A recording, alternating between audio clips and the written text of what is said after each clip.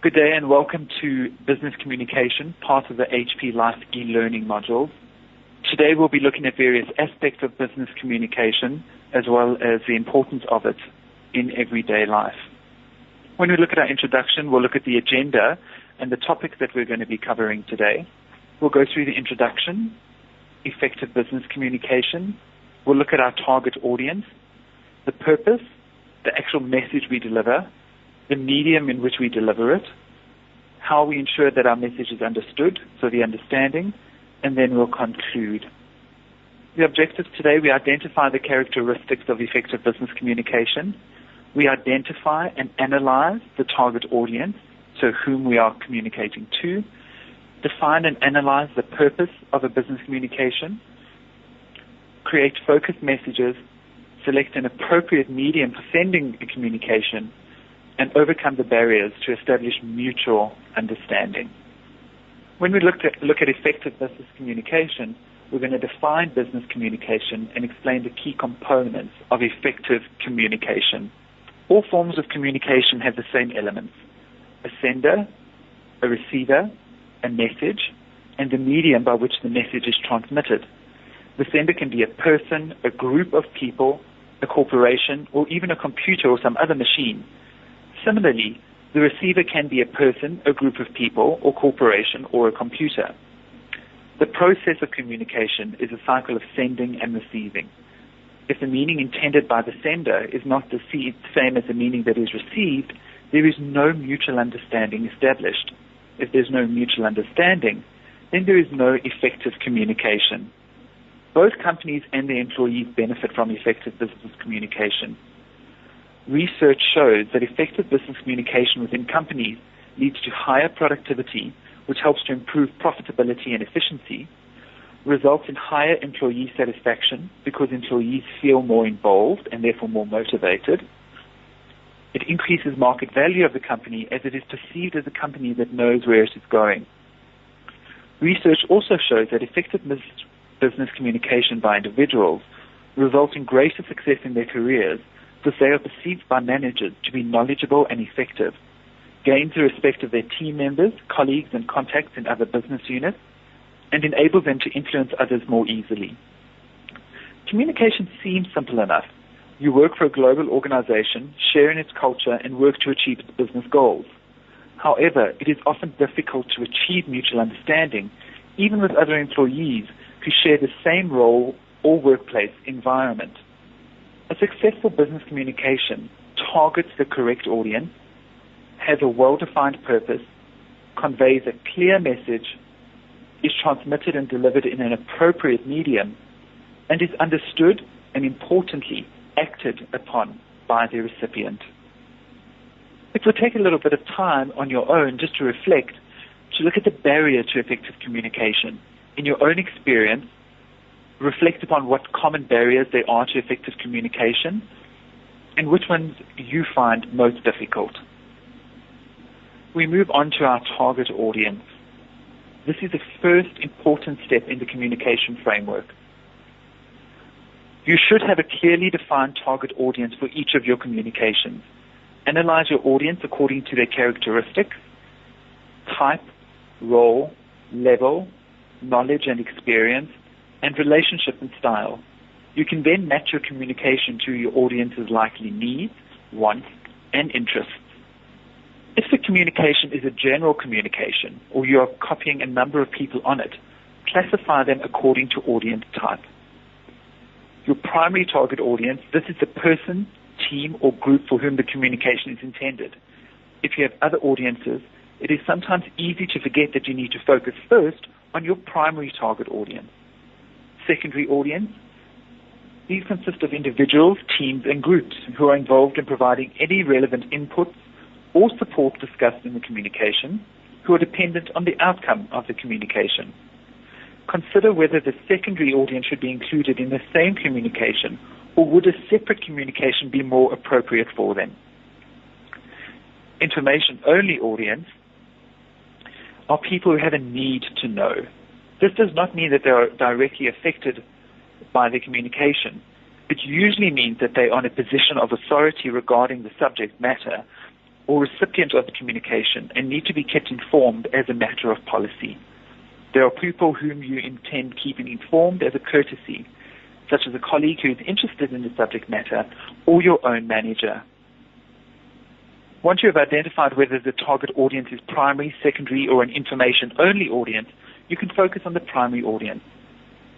Clients, partners, and suppliers within your organization, there are likely to be policies and guidelines in place for communicating with clients, partners, and suppliers. You need to follow these policies and guidelines. A partner is a separate organizational person with whom you might need to coordinate your work.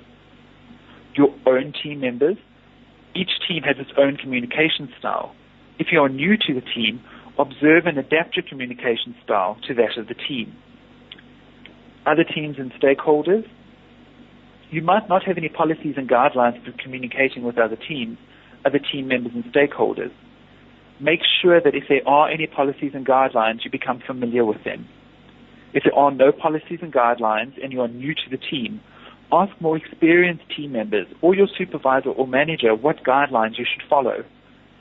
If there are no policies or guidelines and no one else has any, observe how others in your group communicate with other teams and with stakeholders. Make notes and follow the best practices of the most experienced and respected of your team members. Unless you've specifically been assigned and authorized to do so, you should never communicate with the media or act as a spokesperson within the community, such as the general public. When we look at audience level, you need to consider the level of the target audience in relationship to your own level. The way you communicate with the peers at the same level as yourself is different from how you would communicate with an executive at a much higher level. At a higher level, such as communicating with executives and upper-level management, it is important to give yourself sufficient time for preparation. Review any communication carefully before you submit it. When communicating with upper management, you need to be brief, summarize, and take a results-oriented approach. This means focusing on the goals or results. When the person or team you're communicating with is at the same level, your style should match theirs. Consider any cultural differences.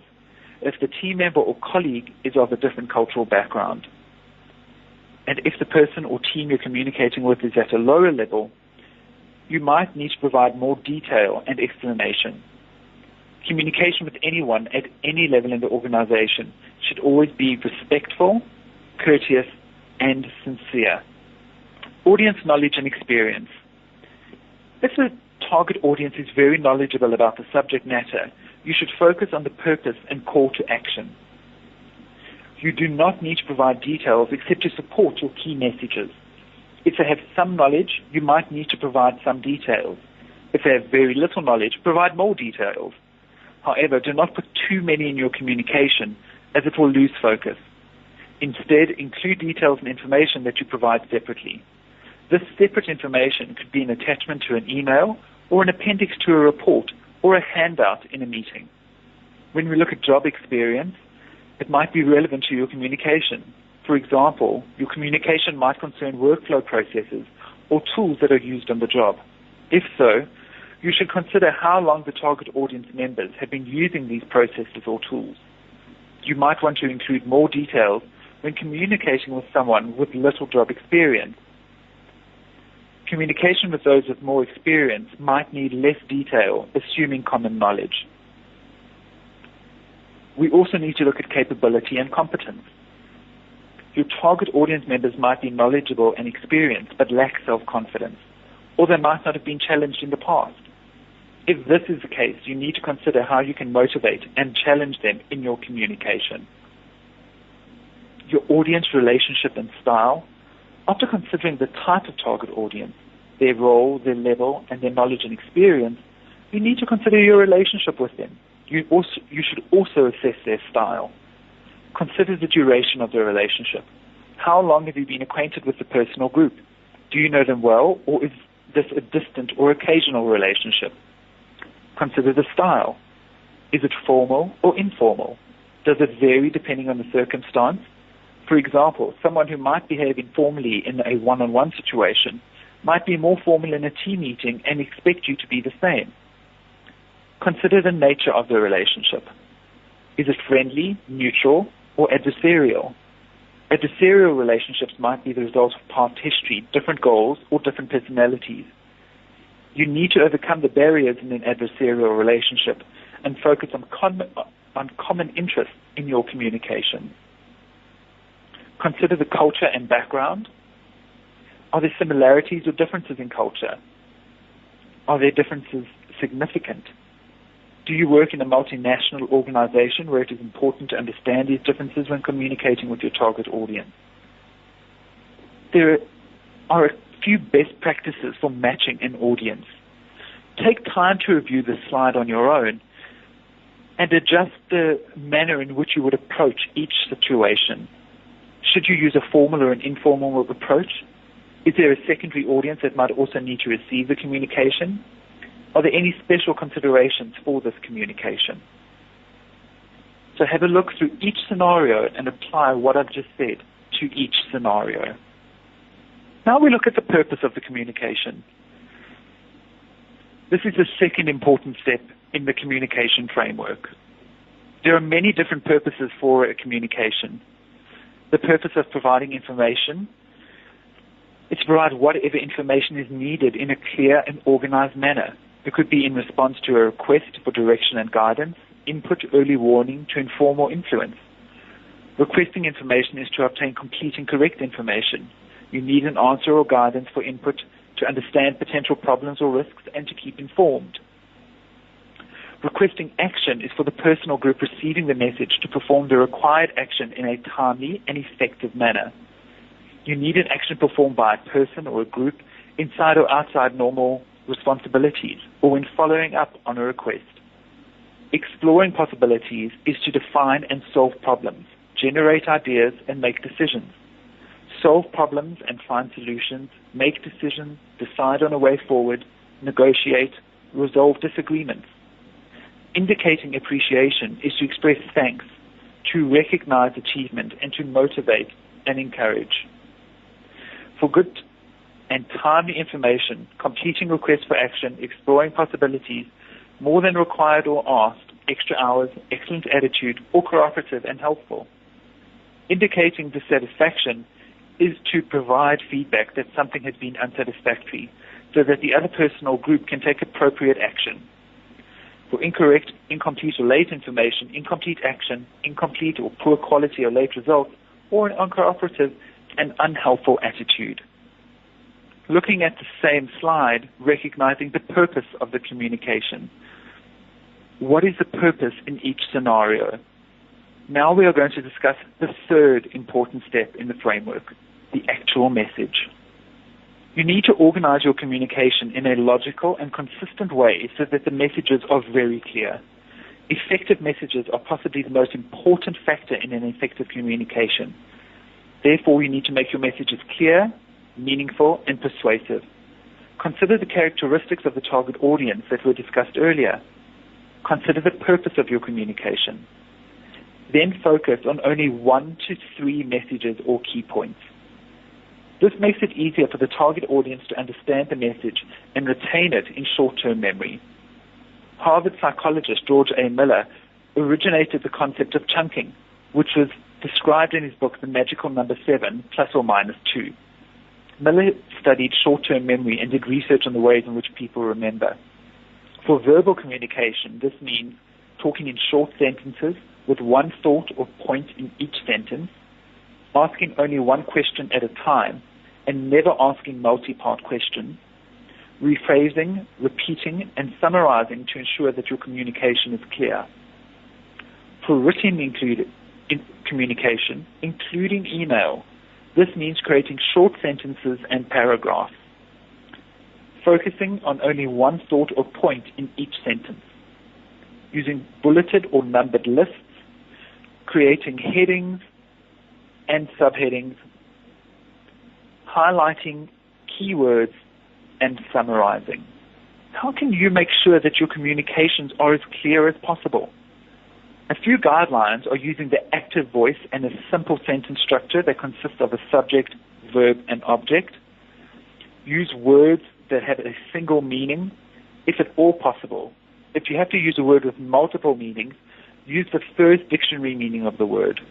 Look up synonyms that have the same or a similar meaning that is clearer and that you might be able to use instead. Make sure that the context in which the word is used clarifies its meaning. Make the context of your communication very clear.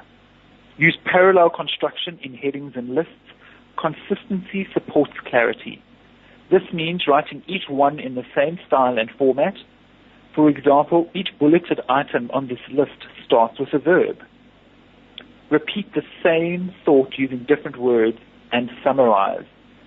Explain or write out any acronyms and abbreviations. Avoid colloquialisms or slang, metaphors, and jargon. Ask for clarification if you receive a communication that you do not understand. On this slide, there are a few words that have multiple meanings. It would be useful to have a look at these words, think what they mean to you, and then look them up in the dictionary to see what various meanings they have. If we have a look here, again, the list May Day, for example, is the first day in May. It's Labor Day, political demonstrations, a signal for help due to shipping or aeronautical disaster, pagan celebrations crowning the Queen of May, dancing around the maypole. Just that one word has multiple meanings. So look through each of those and think of other words that you use on a daily basis that may have multiple meanings and may create confusion in any form of communication. Now we're going to look at the fourth important step in the framework, which is the medium. The medium is the way in which the message is transmitted. In most organizations, it is almost impossible to use only face-to-face communication. It is important, therefore, to determine the most effective medium for each communication. Commonly used media are emails, with or without attachments, telephone conversations and voicemail messages, virtual meetings in a virtual environment, virtual presentations in any virtual or teleconference, office communicator for instant messaging. The medium that is used for communication can affect both its meaning and its effectiveness. For example, an important email might be overlooked in the inbox of a very busy person. In this case, a telephone call might be more effective, or a coworker might not be able to recall the action items that were agreed in a telephone call. In this case, an email message that could be reviewed would be more effective. How do you usually transmit your messages? Do you consider the purpose of the communication and its key points before deciding which medium to use? Ask yourself the following questions to help decide which type of medium to use. Who is the audience? What do I want to achieve? Also known as the purpose. What is the message? Are there likely to be questions? And if so, how can I answer them? How will I know that the message was received and understood? When we have a look at the most common form of written communication, we look at sending emails. Do not send emails to everyone in the organization. Messages should be sent only to those people who need to receive the information. Avoid the FYI for your information. Limit use of reply to all. Use that only when necessary. Before replying to a message, check the message header for large distribution lists. It is a best practice to reply to a target audience rather than reply all to the entire distribution list. Include a descriptive subject line that contains the key message, such as sales meeting rescheduled to 3 p.m. on Friday. It should also include your desired action response, such as comments needed by 4 p.m. today. Keep emails short. Focus on a single idea or action. Put key information at the start of your message. Let your audience know the purpose of any requested action and the deadline or timeline. Keep formatting simple. You cannot control how a message will appear on the recipient's screen, so do not expect fancy formatting to be maintained in the transfer. For headlines or emphasis, use capital letters or bold. However, use capital letters with discretion. Use white space numbers and bulleted lists to help the reader grasp the message quickly. Too much text becomes difficult to read. Do not use email for discussions or private messages. Use the telephone or a meeting instead. Selectively copy or CC your manager. Work with your manager to determine which and when emails need to be copied to him or her.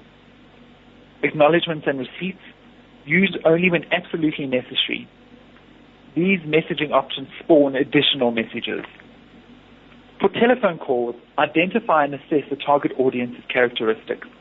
Define the purpose of your telephone call, what you want to achieve. Note down your key messages and review any supporting data. Note any questions that you need to ask. When you receive a telephone call, you should clarify the purpose of the telephone call at the beginning. This makes it easy to respond. Apply best practices for telephone communication. Put a sign up if you are calling from a busy office so that your colleagues know that you are participating in a telephone call or teleconference. This advises them to avoid disturbing you and to be as quiet as possible. Avoid distractions and noise such as barking dogs, crying babies, or playing children, as well as the television if you are telephoning from your home. Avoid multitasking while on a call. It is very impolite to interrupt the conversation to respond to an email or instant message. The person on the other end of the telephone can hear your keyboard clicking and knows that you are multitasking. Use your telephone and audio line effectively. Mobile telephones cause interference, so please turn them off. Keep your telephone on mute in a teleconference, except when you need to ask a question, make a comment, or respond to a question. When you are on the telephone, it is more important to listen than to talk. When making a telephone call, be prepared if the person is unavailable and you need to leave a voicemail message. Create an outline message that you could use if you have to use voicemail. The outline message needs to be briefer than the actual telephone call, so you need to think about identifying yourself and providing the callback information. What additional information do you need to add to enable the recipient to identify you? State your purpose clearly and concisely. Communicate your key message or messages so that they'll be understood. Make a specific request if that is the purpose of your call. Speak very clearly and a little more slowly than you would normally. Be precise and as brief as is consistent with clarity, and show courtesy to the person. When you're leaving a voicemail, remember that although a machine is recording your words, you're actually speaking to a person. Courtesy is just as important in a voicemail as in an actual conversation. Looking at this slide again with the different scenarios, match the medium to each scenario. So ask yourself, what is the best medium to communicate? Moving on to the fifth and last step in the communication framework, understanding. Think about your level of listening. Stephen Covey has identified 5 levels of listening. Which level are you at? Level 1 is ignoring, not listening or paying attention to what is said. Level 2 is pretending to listen. You're outwardly attentive but not engaged in or paying attention to what is said. Level 3, selective listening, hearing only the words and phrases we want to hear. Level 4, active listening, seeking to understand the thoughts of the speaker so that we can repeat and reflect the statement back at the speaker. Or level 5, emphatic listening, mentally identifying with and understanding the thoughts and feelings of the speaker, the highest form of listening. Take a few minutes to think about a real-life situation where it was critical for you to focus on everything that was being said. For example, a team member explaining why he or she was late with the deliverables for a project, or a client was angry about something. Did you focus all your attention on the person who was talking? Did you really listen to what he or she said? Did you check your understanding of what was being said? Did you look for nonverbal clues to seek better understanding? On a scale of 1 to 5, how effective was your understanding of the conversation? With 1 being not very well, or 5, I have all the facts. To improve communication and verify mutual understanding, we use active listening techniques. A widely used model for active listening is LEAPS: listen, empathize, ask, paraphrase, and summarize. This means listen with an open mind, hear the words, interpret the meaning, and act upon the words. Empathize, but do not confuse empathy with sympathy. Empathy is seeing the other person's viewpoint and expressing understanding. Sympathy implies an emotional agreement. You do not have to agree with someone to express understanding of their point of view. Ask is for seeking information and opinions and to clarify your own understanding. Paraphrase to express the message in your own words and to confirm your correct understanding. Summarize, condense what has been said and put it into simple statements that focus on the key points. Be brief and concise. Interpretation is affected by personal images, assumptions, perceptions, stereotypes, biases, and experiences. These are the results of the filters placed on interpretation by our own background and experiences. Some of the barriers to correct interpretation are assumptions, accepted as being true without proof; bias, which is a prejudice or predisposition; image, a likeness, a person or a thing that resembles another; perception, which is an impression based on one's understanding of something; and stereotype, a person or thing that conforms to an unjustifiably fixed mental picture. These assumptions, biases, images, perceptions, and stereotypes are based on a worldview that results from each person's background, culture, and experience. Many communications are to obtain information or to clarify information. Therefore, you need to apply questioning techniques to ensure that you have an accurate understanding. There are many different types of questions. Open questions give the other person an opportunity to express their opinion and to provide context. Examples are: what do you want? What will having X get you? How will you know you have X? What will getting X enable you to do? Closed questions are precise. They provide a specific answer. Probing questions clarify general information and provide more detail. Option questions are used to help to find options or alternatives. Most business conversations include a variety of questions. Here's an example. I have some concerns about this assignment you asked me to complete. Can you help me? So before you reply, you stop and reflect for a moment. Yes, I'll be glad to help. When you say you're having problems, can you help me understand what you mean? Is it the assignment itself, the role you've been asked to play, or something else? What I've just asked has been a probing question. It gives some guidance, but does not give an answer. Now we move on to our conclusion. Let's look at the success factors for effective communication. We target the correct audience. We have a well-defined message. We convey a clear message. The message is transmitted and delivered in an appropriate medium, is understood and acted upon by the recipient. So for the action plan, review the techniques that we've discussed in this class and how they were applied. Identify 2 or 3 key points that you have found very useful. Reflect on your own communication skills. Write down 3 to 5 strengths and write down 2 or 3 weak techniques that could be improved upon. Note any actions that you will take and make sure that you follow up on those. Remember, you cannot cross the sea merely by standing and staring at the water.